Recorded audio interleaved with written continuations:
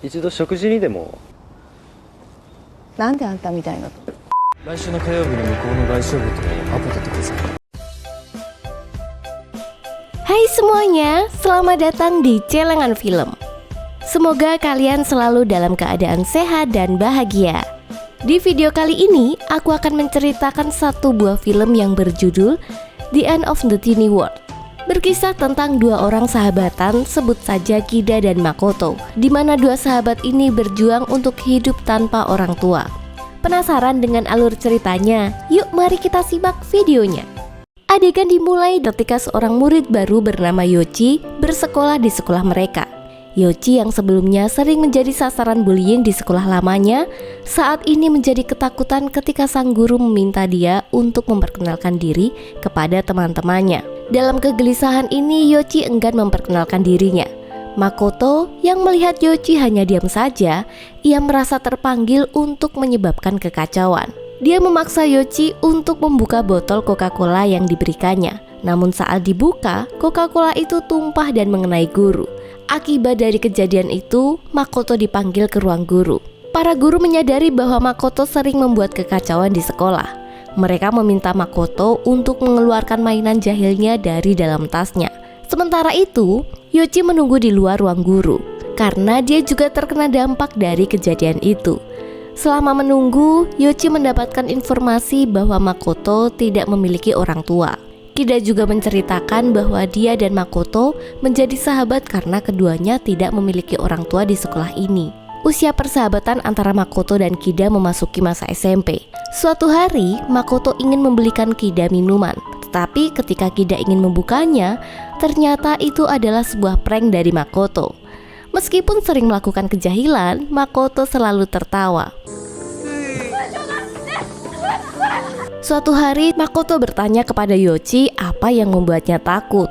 Yoichi bercerita bahwa yang paling membuatnya takut adalah ketika keberadaannya terlupakan. Karena dulu di sekolah SD, Yoichi sering dibully. Perlakuan itu membuat Yoichi sedih karena dia hanya ingin dihargai oleh teman-temannya dan tidak ingin dilupakan. Setelah mendengar curhatan Yoichi, Makoto mengajak Yoichi untuk menemui teman-teman yang dulu pernah membulinya. Di sini Makoto langsung menghajar teman-teman itu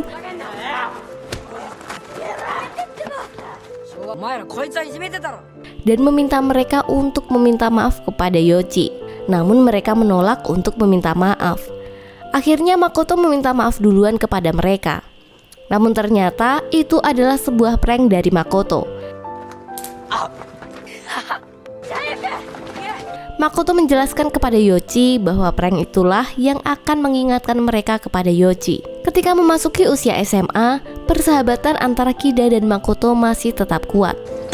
卒業してもずっと一緒にいれるかな。当たり前っしょ。どうした急に、ヨッチ。 Sambil bercerita, Yoichi memesan makanan favoritnya yaitu pasta. Akhirnya Yoichi dan Makoto mencoba makanan kesukaan Yoichi. Tiba-tiba Makoto harus pergi meninggalkan mereka karena dia harus kembali ke kelas.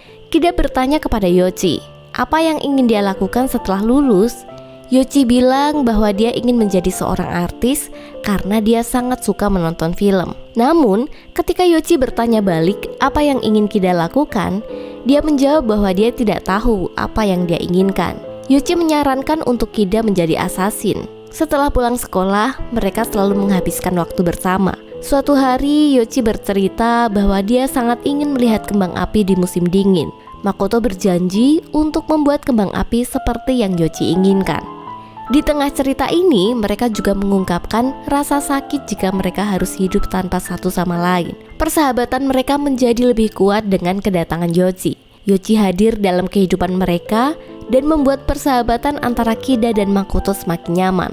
Untuk mengabadikan momen itu, Yoichi meminta Kida dan Makoto untuk berfoto bersama. Saat mereka sudah lulus sekolah, Kida mengajak Yoichi jalan-jalan bersama. Ketika mereka sedang menyeberangi jalan, Kida mengungkapkan perasaannya kepada Yoichi. どうしたの？俺はヨッチのことが好きなんだ。 Yoichi terkejut dan terdiam. Kemudian Yoichi mengungkapkan bahwa dia juga menyukai Kida. Namun pengakuan mereka agak terlambat karena sebelumnya Makoto sudah menyatakan cinta kepada Yoichi terlebih dahulu, dan Yoichi pun menerima cinta dari Makoto. Setelah lulus sekolah, Makoto bekerja di sebuah bengkel mobil. Makoto mendapatkan apresiasi dari bosnya sehingga dia mengajaknya untuk bersalaman. Namun ternyata itu hanya lelucon dari Makoto. Setelah itu ketika Yoichi dan Makoto hendak menyeberang, Yoichi segera menghentikan langkah Makoto. Yoichi marah kepada Makoto karena Makoto menyeberang tanpa menekan tombol. Yoichi mengatakan bahwa tombol ini tidak akan berguna jika tidak digunakan. Malam harinya, Makoto menemui Kida yang masih berada di bengkel. Makoto mengatakan kepada Kida bahwa dia ingin memberikan kejutan kepada Yoichi, yang disebut operasional proposal. Makoto ingin memberikan sebuah kejutan berupa kembang api dan kemudian dia akan melamar Yoichi. Bahkan, Makoto sudah menyiapkan cincin untuk Yoichi. Di sini Makoto meminta Kida untuk mengenakan baju Santa Claus untuk menghibur Yoichi. Malam itu, Kida dan Makoto sibuk menyiapkan kembang api. Makoto tidak sabar menunggu kedatangan Yoichi. Namun karena Yoichi tidak kunjung datang, akhirnya Makoto memutuskan untuk menjemputnya. Kida yang masih menunggu akhirnya curiga kenapa Yoichi datangnya lama sekali. Akhirnya dia memutuskan untuk menyusul Makoto. Kida pun teriak memanggil Makoto yang berdiri di pinggir jalan. Kemudian Kida langsung mendekatinya. Kida sangat terkejut dengan apa yang Kida lihat. Makoto menangis saat melihat Yoichi sudah meninggal akibat kecelakaan. Sambil memegang cincin yang akan diberikan kepada Yoichi, Makoto tidak tinggal diam. Dia menyimpan pecahan kaca lampu mobil yang menabrak Yoichi. Malam itu, hati Makoto sangat hancur melihat sang kekasih meninggal di hadapannya. Ia pun merasakan perasaan kehilangan yang mendalam. Sejak kematian Yoichi, Makoto kehilangan semangat dalam bekerja. Namun suatu hari, tak disangka ada seorang pelanggan datang ke bengkel dengan mobil mewahnya. Wanita itu langsung meminta para mekanik untuk memperbaiki mobilnya. Kida yang melihat kerusakan mobil mewah itu segera memanggil bosnya. Sementara itu, Makoto yang masih berdiri di sana langsung mendekati kerusakan mobil itu. Makoto benar-benar memperhatikan dan mengamati kerusakan mobil dengan seksama. Ia mencoba mencocokkan pecahan kaca lampu mobil dan ternyata sangatlah cocok.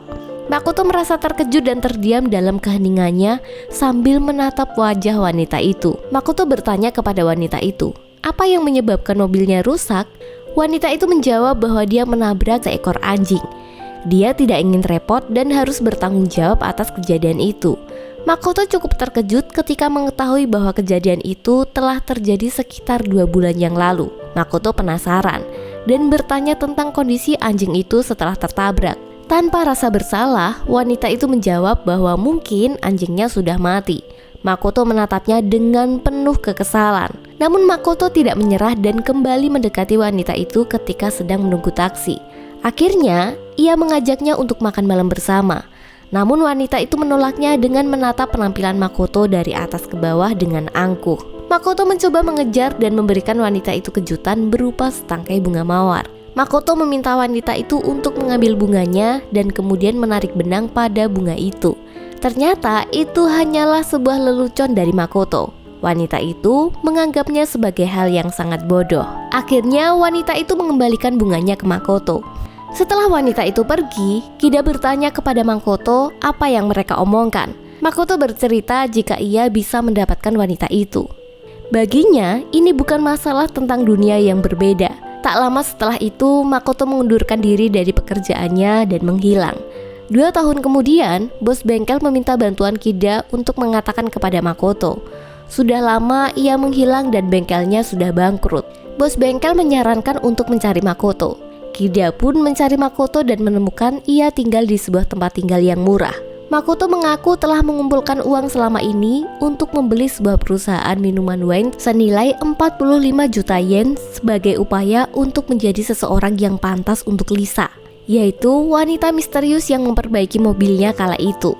Makoto meminta bantuan Kida untuk menjalankan operasi proposal, yaitu suatu rencana untuk mendekati Lisa dan menyatakan cintanya. Setelah itu, Kida mendatangi salah satu klien, di mana tugas Kida sebagai negosiator. Di sini Kida memiliki tanggung jawab untuk menyampaikan keinginan klien pada hal-hal yang tidak wajar. Akhirnya, Kida bernegosiasi untuk membeli identitas dari seseorang. Sementara itu, Makoto menjalani kehidupan yang keras. Untuk mendapatkan banyak uang, ia bekerja sebagai mediator di tempat perjudian. Meskipun pekerjaannya berbahaya, Makoto sangat profesional dalam pekerjaannya. Setelah selesai bekerja, keseharian Makoto adalah menonton Lisa di TV. Dia terus mengagumi kecantikannya dan berusaha untuk mendekatinya. Tiba-tiba saja Kida datang untuk memberikan identitas baru kepada Makoto sebagai bagian dari operasi proposal. Identitas baru itu akan membantu Makoto untuk mendekati Lisa tanpa kecurigaan. Keesokan harinya, Makoto mendatangi pemilik perusahaan minuman wine di rumah sakit. Dia membawa uang sebesar 45 juta yen. Setelah itu, Makoto menjadi pemilik perusahaan minuman wine. 来週の火曜日に向こうの外商部とアポ取ってください。 Dengan identitas baru, Makoto sibuk menghadiri berbagai macam pertemuan meeting. Akhirnya Makoto berhasil mencapai kehidupan yang setara dengan Lisa. Suatu hari, Kida datang mengunjungi apartemen Makoto dan sangat kagum dengan tempat tinggal barunya sebagai pemilik perusahaan wine. Di sini Makoto mengundang Kida untuk minum wine di sana. Kida bercerita kepada Makoto mengenai masa sekolah Kida dulu, dari SD sampai SMA. Dan juga tentang bengkel tempat Kida bekerja dulu yang sekarang telah menghilang. Ternyata Makoto sudah mengetahui semua cerita yang Kida sampaikan. Setelah itu, karena sudah resmi menjadi orang kaya, Makoto juga diundang dalam acara Crazy Rich. Di sana juga ada bapaknya Lisa. Dan tentu saja di sana juga ada Lisa yang ikut berpartisipasi. Makoto yang mengetahui ada Lisa, pandangannya tidak bisa berpaling dengan wanita cantik itu. Akhirnya Makoto bisa bertemu langsung dengan Lisa lagi.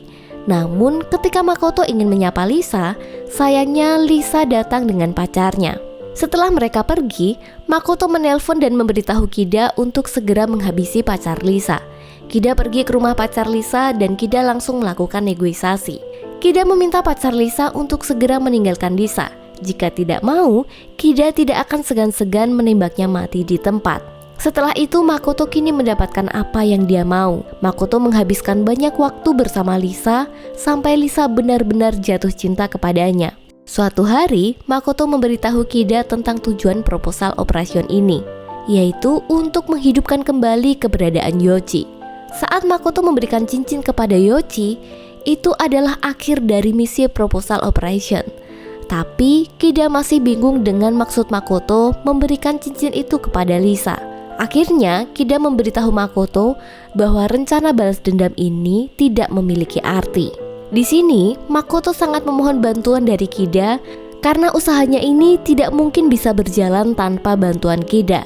Namun, saat sedang berbicara dengan Kida, tiba-tiba saja Lisa datang untuk menjemput Makoto. Akhirnya Kida mengerti dan menyimpan kertas rencana itu. Hari berikutnya, bos Kida meminta bantuan Kida untuk memberikan koper itu kepada Makoto.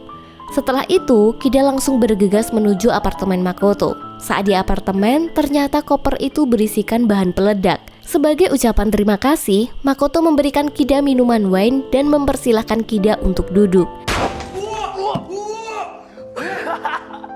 Ternyata, kursi yang diduduki oleh Kida adalah prank dari Makoto. Dia sedang menguji remote kontrolnya berfungsi dengan baik atau tidak. Dan hari Natal pun tiba. Makoto dan Kida bersiap-siap untuk menjalankan rencana mereka, di mana Kida memakai kostum Santa Claus sesuai dengan permintaan Makoto. Namun tiba-tiba Kida mendapatkan telepon dari Makoto yang mengatakan jika Makoto akan memberikan sebuah prank kepada Kida. Padahal sebenarnya Kida juga mempersiapkan prank untuk Makoto. Namun Makoto hanya membalasnya dengan tersenyum dan mengatakan bahwa ia akan segera menjemput Lisa. Rencana mereka pun dilakukan dengan sukses. Mereka berhasil membajak seluruh TV dan membuat acara Natal yang disiarkan oleh Lisa dengan kamera tersembunyi. Para pengunjung yang menonton acara itu sangat antusias karena mereka berpikir ini adalah siaran langsung dari Lisa yang merupakan seorang model terkenal. Setelah itu, Makoto sedang berada di kamar hotelnya dan mengobrol dengan Lisa. Ia memberitahukan Lisa bahwa pertemuan pertama mereka terjadi 10 tahun yang lalu di bengkel mobil. Lisa tidak bisa mempercayai apa yang dikatakan Makoto, tetapi Makoto menjelaskan bahwa selama ini ia berbohong mengenai identitasnya. Ia sebenarnya adalah seorang mekanik di bengkel mobil. Lisa tetap tidak bisa mengingatnya. Untuk mengingatkan Lisa, Makoto memberikan sebuah bunga mawar merah kepada Lisa. Saat Lisa menarik benang pada tangkai bunga itu, ia mengingat kembali momen ketika bertemu dengan Makoto. Makoto menjelaskan bahwa 10 tahun yang lalu, saat mereka pertama kali bertemu di bengkel mobil, Makoto berusaha untuk mengumpulkan uang agar bisa membeli suatu perusahaan. Tujuan Makoto adalah untuk mencapai tingkat kesetaraan hidup yang sama dengan Lisa, sehingga ia bisa mendekatinya. Di sini, Lisa salah paham dan berpikir bahwa perjuangan Makoto selama ini adalah untuk mendekatinya dan bisa bahagia bersama. Makoto meminta Lisa untuk menarik benang di bunga mawar tadi. Dan ketika Lisa melakukannya, terdapat sebuah cincin yang keluar dari benang itu. Lisa mengira cincin itu akan diberikan untuknya. Namun sebenarnya, cincin itu adalah untuk Yoji. いや、これはリサのための指輪じゃないよ。 Setelah itu Makoto memberikan pecahan kaca lampu mobil kepada Lisa dan menjelaskan keberadaan Yoji. Ia juga menunjukkan sebuah foto Yoji kepada Lisa, yang mana Yoji adalah teman baik Makoto. Namun Lisa menyebutkan itu sebagai seekor anjing yang mati tertabrak. Setelah mengetahui kecelakaan yang menimpa Yoji, Makoto langsung melapor ke pihak kepolisian. Makoto telah menunggu informasi dari kepolisian tentang kematian Yoji, tapi tidak ada informasi yang pernah datang. Bahkan berita di koran dan televisi tidak pernah memberitakan tentang kejadian kecelakaan itu. Makoto menyadari bahwa ayahnya Lisa adalah seorang pejabat, dan dia mampu menghapus jejak hidup seseorang dan mampu membuat kecelakaan yang terjadi seolah-olah tidak pernah terjadi. Akhirnya, Lisa mengaku bahwa dialah yang menabrak Yoji. 引いたしょうがないじゃない。車の前で急に飛び出してきて避けられなかったんだから。 Di sini, Lisa tidak menyadari bahwa dia sedang mengakui perbuatannya di depan semua orang. Makoto yang mendengar pengakuan dari Lisa sangat marah dan langsung mengeluarkan remote control, dan disitulah Kida baru sadar bahwa rencana yang Makoto lakukan adalah melakukan bom bunuh diri. Kida yang panik langsung menelpon mencari keberadaan Makoto sebelum semuanya terlambat. Namun sayang, Makoto telah memencet tombol dan ledakan tak bisa dihindarkan. Dan film pun tamat.